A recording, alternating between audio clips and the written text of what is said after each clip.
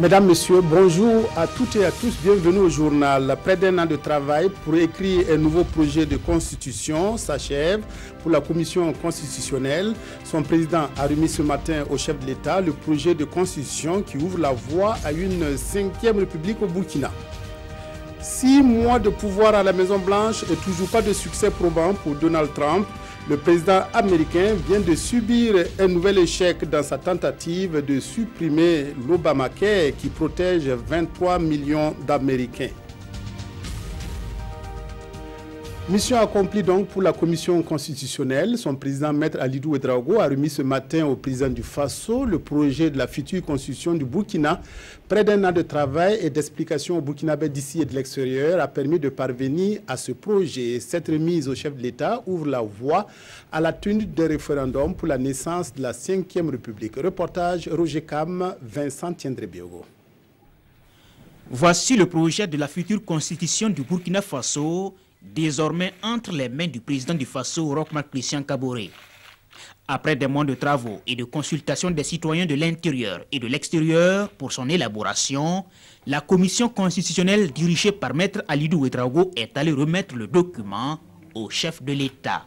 Dans le décret que nous sommes nommés à l'article 15, il a dit que quand l'avant-projet sera adopté, nous venons de remettre ces textes, c'est ce que nous avons fait ce matin, et le chef de l'État dispose de 8 jours pour effectivement nous retourner ces avis. À présent qu'on a accompli les 9 dixièmes du travail, on peut commencer à communiquer avec vous et à parler de cet avant-projet avant notre retour définitif devant vous à notre dernière plénière que nous organiserons après que le chef de l'État nous allons faire parvenir ces différents avis sur le texte qu'on vient de nous communiquer. Selon le président de la commission constitutionnelle, ce projet de la loi fondamentale prend en compte les aspirations du peuple burkinabé, comme le verrouillage total de l'article sur les mandats présidentiels. La commission s'est penchée longuement dessus et l'a donné à plusieurs niveaux. Il ne serait même plus possible à un chef de l'État qui s'installe au pouvoir de le briguer plus de 10 ans, soit de façon continue ou de façon discontinue. Avec cette remise du document au président du Faso, c'est un autre pas franchi vers le référendum constitutionnel pour un passage à la 5e République. Le CIRDES vit-il ces derniers jours en tant que centre international de recherche et développement sur l'élevage en zone subhumide? La question mérite d'être posée car le centre connaît une situation financière difficile. À l'exception du Burkina, de la Côte d'Ivoire et du Mali, les 5 autres pays membres du CIRDES se pressent lentement pour régler leurs cotisations. Résultat, les dettes de l'institution s'élèvent à plus de 800 millions de francs CFA et la réunion à Ouagadougou du conseil d'administration va œuvrer à l'apurement de cette dette. Les précisions de Salif Belem et de Zalissa Sanfo. Il faut lui porter secours, car il se meurt à petit feu. Le CIRDES, le Centre international de recherche et développement sur l'élevage en zone humide. Ce centre de recherche est en train d'être asphyxié par le manque de ressources financières. Les pays membres ne payent pas tous leurs cotisations, à l'exception du Burkina Faso, de la Côte d'Ivoire et du Mali. Les arriérés de contribution des pays membres à cette date s'élèvent à 805 millions de francs CFA contre un montant total de dette à payer de 649 301 000 francs CFA. Le Bénin, la Guinée-Bissau, le Niger et le Togo sont donc invités à apurer leurs dettes pour faire revivre ce centre qui, selon les experts, a fait ses preuves pendant ses 26 années d'existence. Le Burkinabé a pu construire un insectarium qu'on appelle insectarium de Bobo Dioulasso, qui sera chargé de produire des mouches tsetse, pour pouvoir lutter contre les maladies que transmettent ces mouches à l'homme et aux animaux. Ensuite, le CIRDES, comme vous le savez, fait de la recherche pour lutter contre les maladies transmises par les nuisibles, principalement les tiques et la trypanosomiase. Pour les mouches tsetse, le CIRDES a contribué à éradiquer les mouches au Sénégal. À ce 16e conseil d'administration, Tous nourrissent l'espoir que leur cri de cœur sera entendu afin que ce centre de recherche puisse toujours contribuer au plein essor de l'élevage dans la sous-région. Atelier régional sur les changements climatiques qui se tient depuis hier à Ouagadougou pour permettre aux États membres de l'ARC de partager les expériences en matière de risque de catastrophes naturelles. La rencontre devrait se pencher aussi sur les moyens d'impulser une dynamique nouvelle au programme de l'ARC. Cette structure fournit au gouvernement un accès à des fonds qui leur permettent de mener des interventions précoces, planifiées et appropriées en cas de catastrophe naturelle. Reportage Yacouba Gamene, Yolande Lompo. Ils constituent une menace pour l'avenir de l'agriculture africaine et ont un impact sur la sécurité alimentaire et les moyens de subsistance économique de centaines de millions d'Africains. Dans cette salle, les changements climatiques sont sur toutes les lèvres. Une mutuelle panafricaine de gestion des risques avait même été créée en 2012 à cet effet pour permettre aux États de transférer le fardeau des risques climatiques à African Risk Capacity. Depuis 2012, l'ARC a mis en place un cadre d'échange qui a permis aux pays donc d'avoir des mécanismes de suivi en cas de catastrophe naturelle avant la saison, pendant la saison et après la saison. Par ailleurs, l'ARC a décaissé 35 millions de dollars qui a permis d'aider plus de 2 millions de personnes à travers le continent et 900 000 têtes de bétail.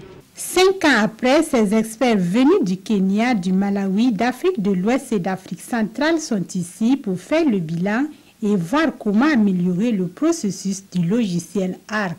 Le point le plus important que nous allons discuter, c'est de voir comment l'ARC peut être intégré dans la sous-région, au niveau des institutions de l'UMOA, au niveau de l'institution de la CEDEAO, au niveau du Sahel G5, de voir la soutenabilité financière, ce qu'on appelle communément les paiements de primes d'assurance. 18 pays sont signataires du traité de l'ARC et le Burkina Faso en fait partie. S'il y a une région touchée par les changements climatiques, c'est bien celle du Sahel qui vit au rythme d'une campagne agricole liée à la pluviométrie.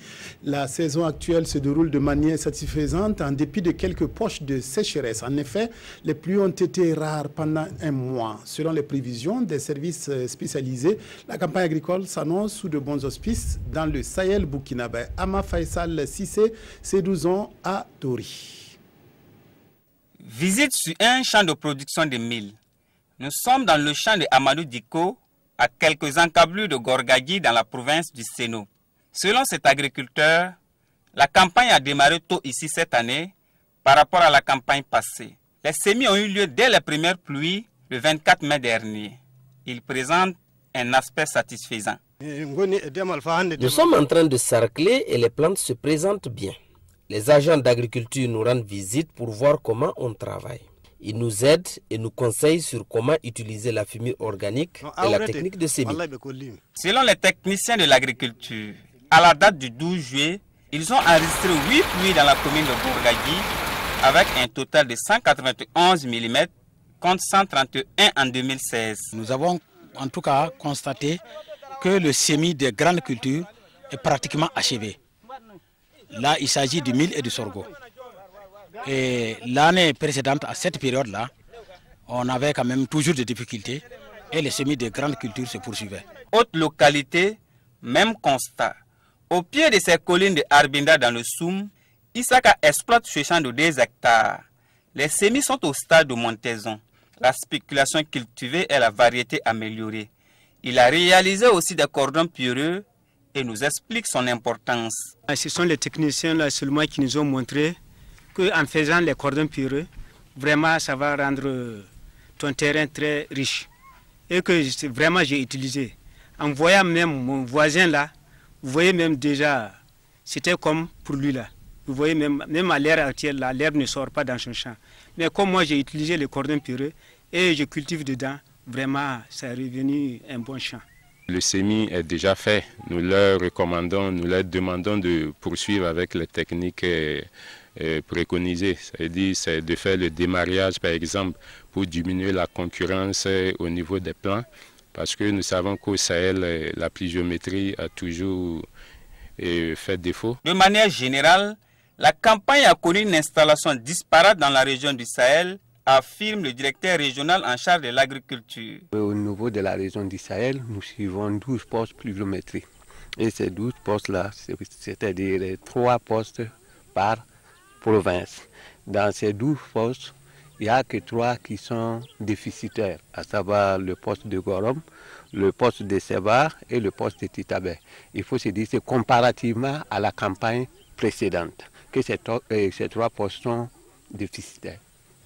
Donc on peut se dire qu'actuellement, elle s'est bien installée. Inoussa Wango rassure que si les pluies sont bien réparties dans le temps et dans l'espace, le Sahel pourrait avoir une bonne campagne agricole.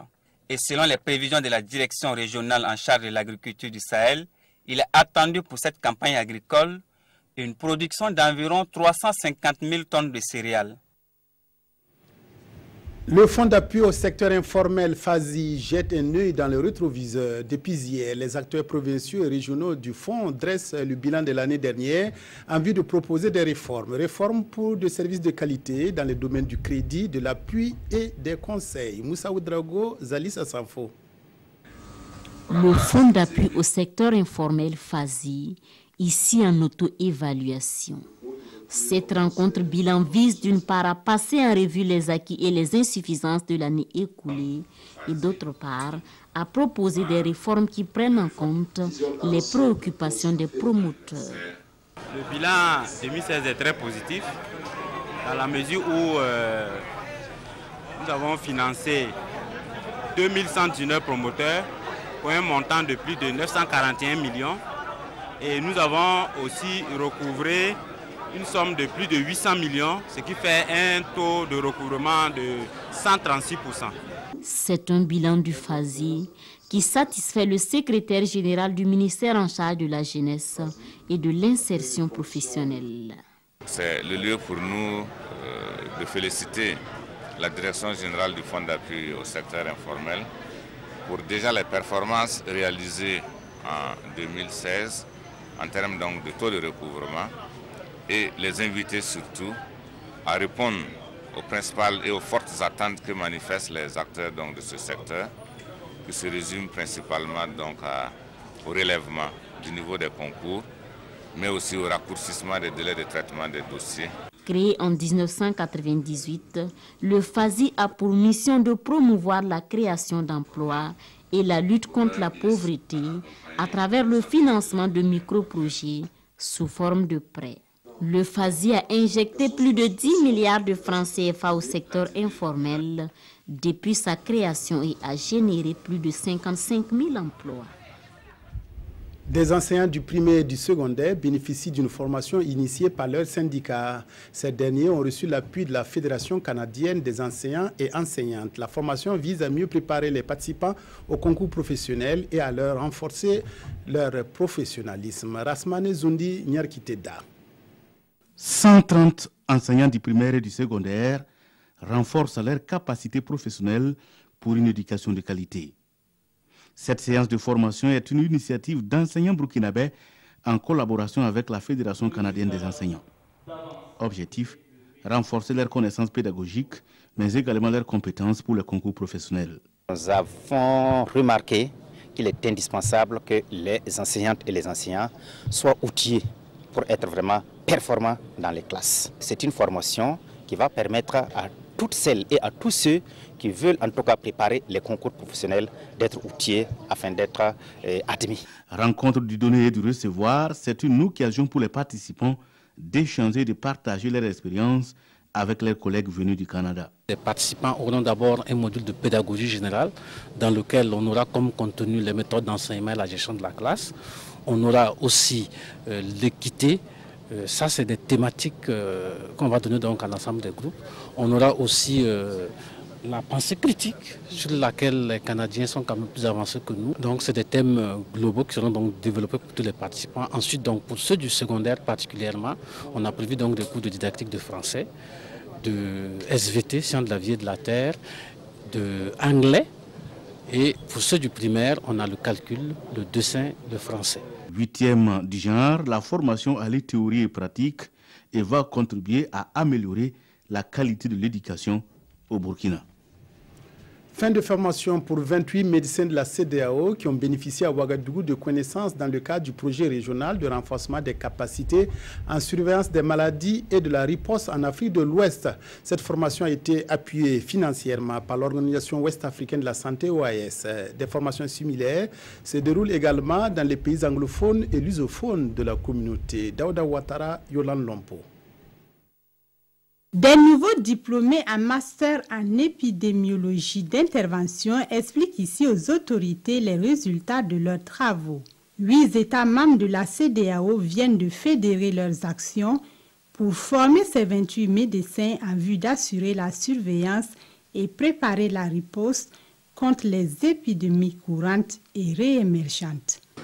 L'épidémie à virus Ebola a fait près de 11 000 victimes en Afrique de l'Ouest. Il y avait une insuffisance en termes de dispositifs, en termes de ressources, en termes de compétences. Au niveau de l'OAS, nous allons encore mobiliser nos propres financements au niveau de la CEDEAO pour avoir encore plus de ressources et appuyer nos États.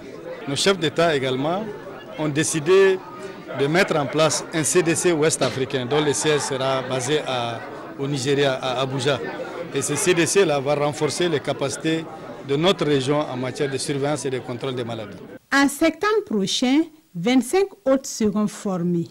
Et au cours de ce cérémonial de remise de diplôme, 2 prix spéciaux ont été attribués. C'est une formation à la fois théorique et pratique. Notre mémoire avait pour thème les facteurs de risque de l'hypertension artérielle. L'analyse nous a permis de révéler que les facteurs de risque associés à l'hypertension artérielle dans notre contexte, dans la population du département de Combré, étaient surtout l'âge, le sexe, l'insuffisance d'activité physique qui est nouveau, les conflits intrafamiliaux, l'obésité, mais pas l'obésité globale, mais l'obésité abdominale.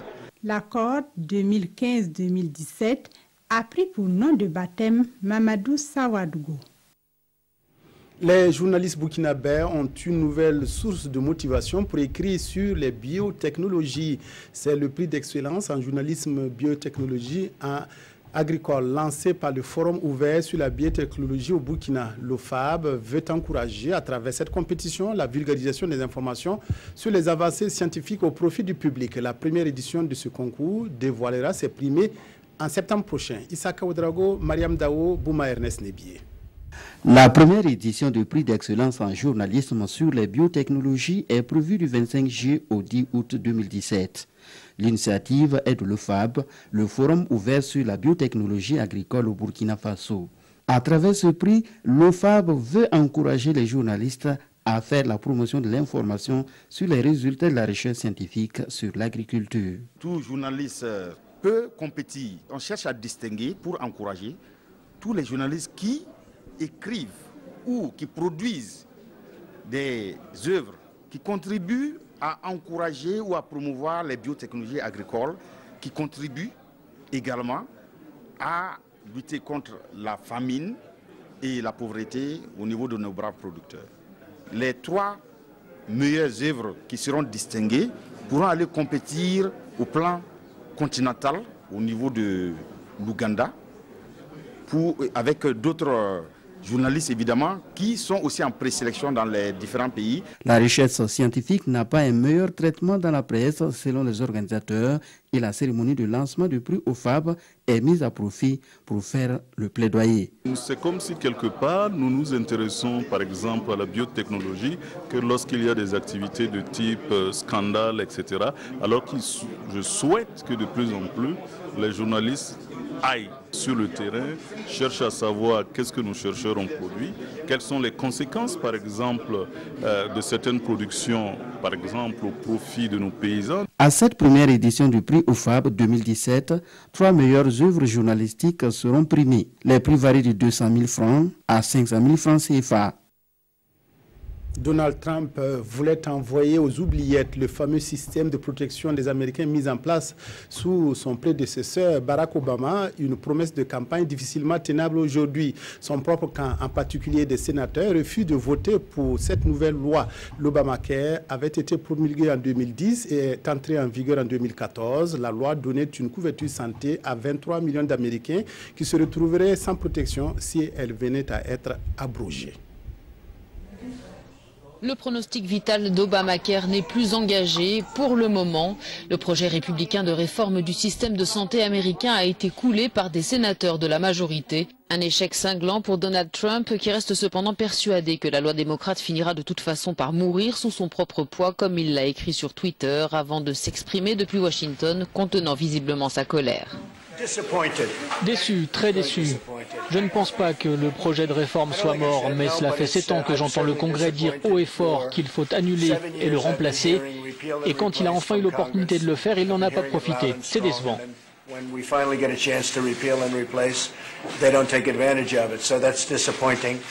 Décevant, voire humiliant pour Donald Trump, très satisfaisant mais pas encore assez pour les démocrates. S'adressant aux républicains, leur chef de file a enfoncé le clou. Abandonnez l'idée de réformer le système de santé pour exonérer d'impôts les foyers les plus riches. Abandonnez celle de l'abrogation et faites les choses dans les règles afin d'arriver à un résultat acceptable pour les Américains tout au long de votre engagement politique.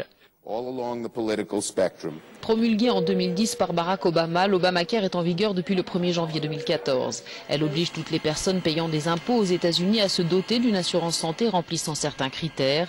Avant elle, 50 millions d'Américains n'en souscrivaient pas.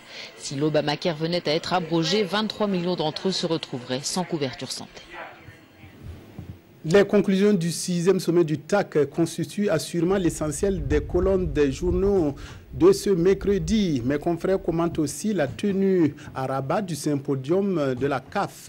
Aimé Solange Jigman pour la revue de presse. Clôture du 6e TAC pour les deux chefs d'État, la satisfaction a été au rendez-vous et le séjour agréable, si bien que le président ivoirien Alassane Ouattara l'a même trouvé très bref, nous rapporte l'observateur Palga. L'axe Ouagadougou-Yamoussoukro renforcé avec 11 nouveaux accords clés, indique l'Express du Faso. 11 protocoles d'accords signés qui font donc du TAC une exemplaire coopération, souligne le quotidien. Et le début des travaux est fixé au 15 septembre 2017, note Sidoya. Désormais, c'est ton pied mon pied dans le partenariat entre la Côte d'Ivoire et le Burkina Faso, écrit aujourd'hui au Faso. Rendez-vous donc à Yamoussoukro en juillet 2018. En question également dans les parutions, le symposium de la CAF, un symposium qui réunit à Rabat au Maroc le 18 et 19 juillet 2017 la fine fleur du football africain à l'effet de délibérer sur plusieurs réformes dont la plus en vue reste la possibilité de passer de 16 à 24 équipes lors des phases finales pour donner plus de chances aux petites nations de rentrer plus facilement dans la cour des grands, précise le pays. Qui pense d'ailleurs que Ahmad veut imprimer sa marque à travers ces réformes, même si les Africains sont divisés sur certains aspects de ces réformes, note aujourd'hui au Faso. Du mois de compétition par exemple, ceux de juin-juillet tiennent la tête de gondole alors que la CAF caresse l'idée de janvier-février à cause de l'hivernage de juin-juillet. Qu'importe, insiste ce journal, le conclave de Rabat marque un tournant dans la vie de la CAF car les sillons d'une nouvelle structure plus dynamique, débarrassés des scories rétrogrades, sont en traçage, conclut-il. Fin du journal. Merci de votre aimable attention à la RTB. Excellent après-midi à tous et à toutes.